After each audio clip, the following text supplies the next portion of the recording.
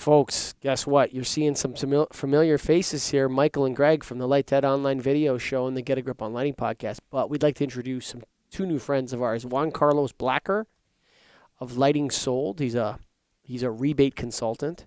And Joe Pater of the Rebate Bus. They're launching their own show. Guess what it's called, Greg? I could guess, but why don't you give us the big title? Get a Grip on Rebates live on Lighthead. So they're coming out hot with these are their first 2 episodes they're coming out with. You're not going to see much more of us after this, but we wanted to introduce them because they're good friends. They're coming out with a good show, and we're all excited for them. This episode of the Get a Grip on Rebates podcast, hosted by Juan Carlos Blacker and Joe Pater of Rebate Bus, is sponsored by Light Efficient Design, Greg. You know what I love about these guys? I mean, we're going to talk about the product that's placed in this episode, but one thing I really, really like about Light Efficient Design is they have their own products. They're constantly innovating and making new stuff. And there's not a lot of companies like that. There's a lot of copycats out there. Oh, that's hot, I'll make it. That's hot, I'll make it. But Light Efficient Design, from the beginning, has been coming out with great new things for the lighting distributor and lighting business to work with. They sure have. I remember their Cobs, or the Cobs that everybody has now, or people all have. They were one of the first, if not the first, to have it. And they do that with a lot of products. Here's another new one that they have, this LBI linear transformer. It's ETL and DLC listed as both a retrofit kit and a complete fixture, which I think is awesome. And you can have 3 color temps and 3 wattages, making 9 SKUs out of 1 item. So now you can give all your customer, you can stock that 1 item, and you give 9 different options for people. Awesome idea. And you can connect 40 of them up together with a seamless connection. It would look nice. It'd be a lot easier from an install purpose. And you get a 10-year warranty, 100,000 hour life. Come on, Light Efficient. Nice work.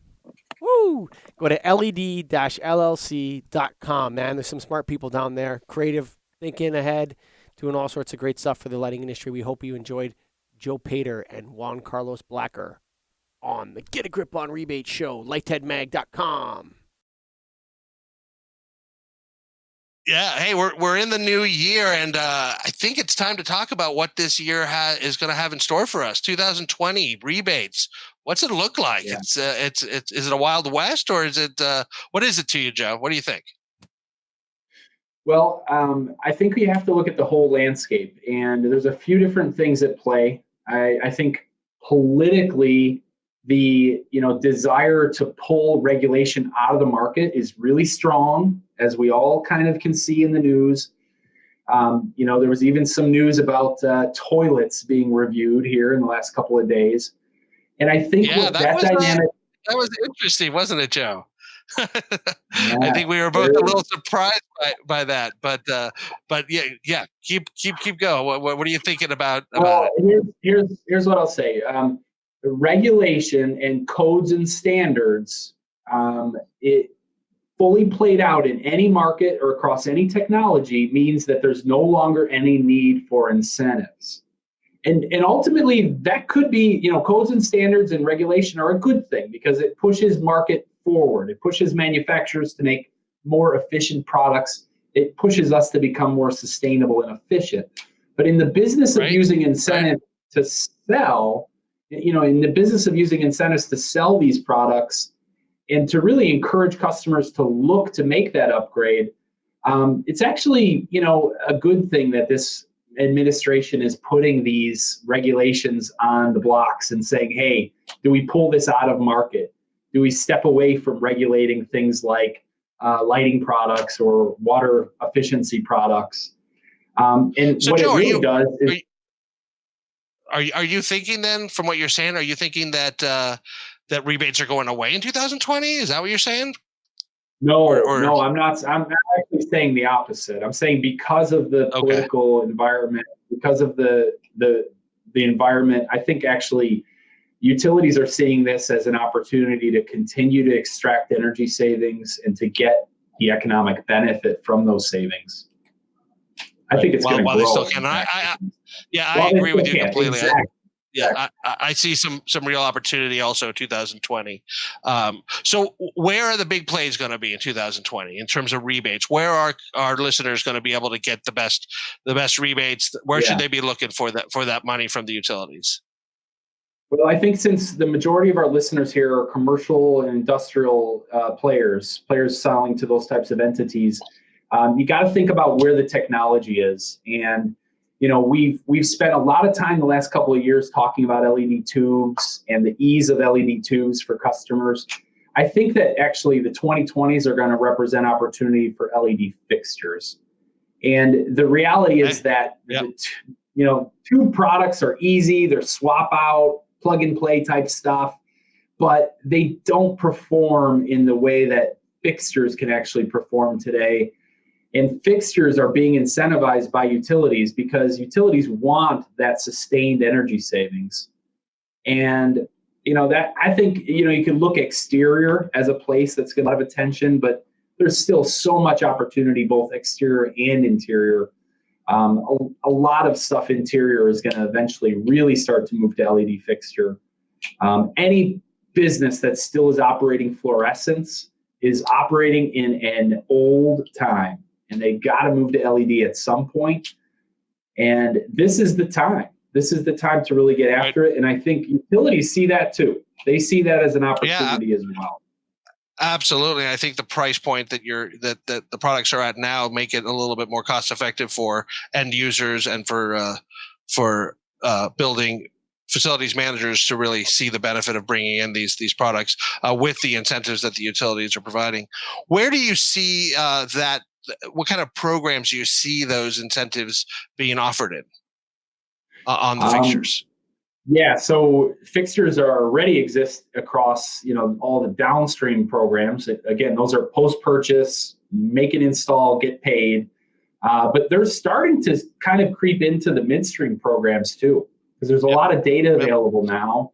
And the thing that fixtures really have that tubes and plug and play lamps never had is the ability to really control. And fixtures can be smart now, which means that it's not just about energy savings for an end customer. It's also about things like controllability and being able to track things on a factory floor. Even retailers are using this now. They're able to track Absolutely. parts.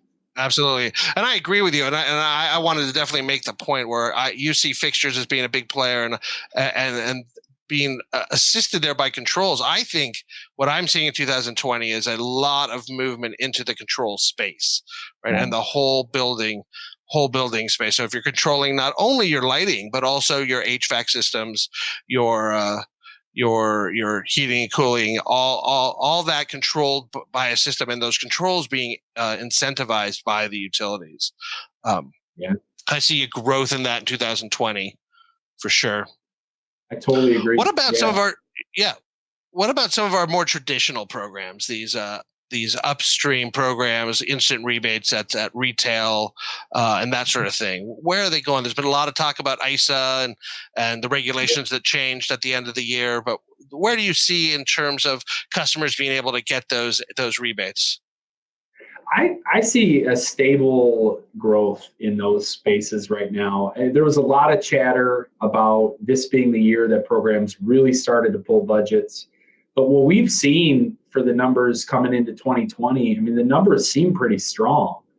And maybe there are pockets. There's going to be pockets that programs are going to start to evaporate. But this goes back to the conversation about opportunity, and utilities see residential upstream as continued opportunity. Therefore, they're going to continue to extract that opportunity until the time at which LED is the only product on shelf. There's always going to be a need to incentivize customer behavior on these, and the value of that efficiency is there. Absolutely. So for those of you who like to get your big discounts on light bulbs at your warehouse stores, those are still going to be there for a while. But that being said, I think there are definitely some products in those programs that we're going to see less and less rebates on. I think your general service A lamps are probably not going to be seen as much or any any rebates, and we're going to see more rebate moving into the reflector lamps and the fixtures and the less general service lamps. That is correct. I agree with you, Juan Carlos. Yep. Specialty lamps are really coming on in a big way, and A lamps are so readily available at such a cheap price.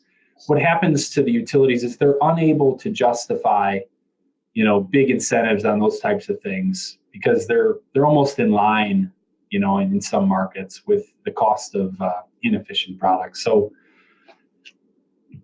specialty is a big play. Okay.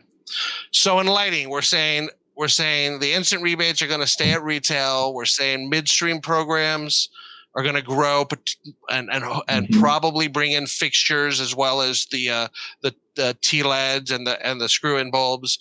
We're thinking that controllability is going to be incentivized at a more rapid pace. What else we got there, Joe? What else is coming? Well, I think since a lot of players are kind of aware of this, let's just bring it up. Indoor agriculture, indoor farming, and indoor grow in general has a huge play for LED players and people selling LED products. The concept of being able to grow in a controlled environment with LED under a really high intensity controlled experience, that is being incentivized now by utilities, and they're really moving the needle on indoor grow. Absolutely, I think we're absolutely see a huge growth. Right, I'm seeing exactly the same thing, and I've been talking to a lot of companies and manufacturers who are looking at that space, how to get incentivized on it. We know that the Design Lights Consortium just provided a new energy efficiency specification on horticultural lighting. We see companies doing control systems for indoor agriculture, and we see companies that are actually combining those control systems that not just for the lighting but for the HVAC and the full space. So I absolutely agree with you, Joe, that is a space that we're going to see more and more incentive. As small as the space is in the general overall lighting world. So, that's a big area of growth. Yeah. I was just that's lighting. What about other products? I mean, we talked a little bit about HVAC and how that's going to be controlled, but where else do we see incentives for our listeners out there? EV charging stations, we're seeing that pop up quite a bit. Absolutely. I think that's going to be a big play. Electric utilities are incentivized to drive the electrification of the marketplace. And, anything inside of that ecosystem is going to be a beneficiary of it. Absolutely. And for you listeners, I really want you to think about that term electrification. You're going to be hearing more and more about electrification this year and moving forward. The utilities are really, really focused on electrification, and electric vehicles are going to be a big part of that. Battery storage is going to be a big part of that. I think solar and wind may also be a big part of that. So. Yes, absolutely. I mean, the whole ecosystem evolves. When we start talking about moving our gasoline-powered products to electric, the whole thing can potentially become a lot more efficient. The only issue, of course, is the source, and that's obviously where solar comes in a big way, is being able to generate on site. That'll be a big topic for us, like probably a year or 2 or 3 years from now, when that really starts to take hold across big parts of the country. It already has taken hold in many places, but we're just starting. We're very much just starting. Absolutely. I think it's a changing world in terms of utilities focus, but still the traditional rebates that we've been seeing for the last decade are still in play. Any last thoughts on 2020? What our customers should get, our listeners should get excited about? I think just encouraging customers and distributors to talk to their local utility, to get involved. A lot of people say, "Hey, how do I get going in this when I got 100 other things I'm dealing with?" I would say find a good partner or just simply get involved at your local utility level. Get to know the trade ally support people.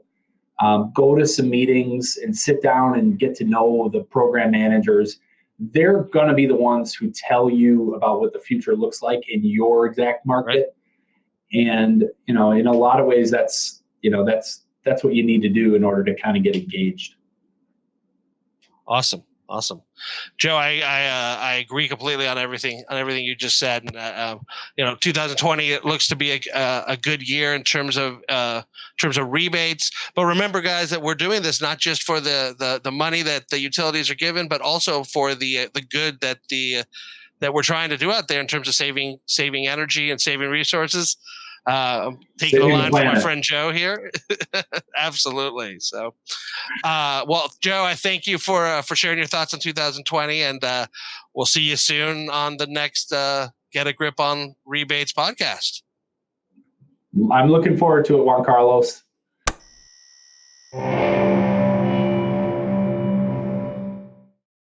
Light efficient design, transforming light. You can visit led-llc.com to learn more.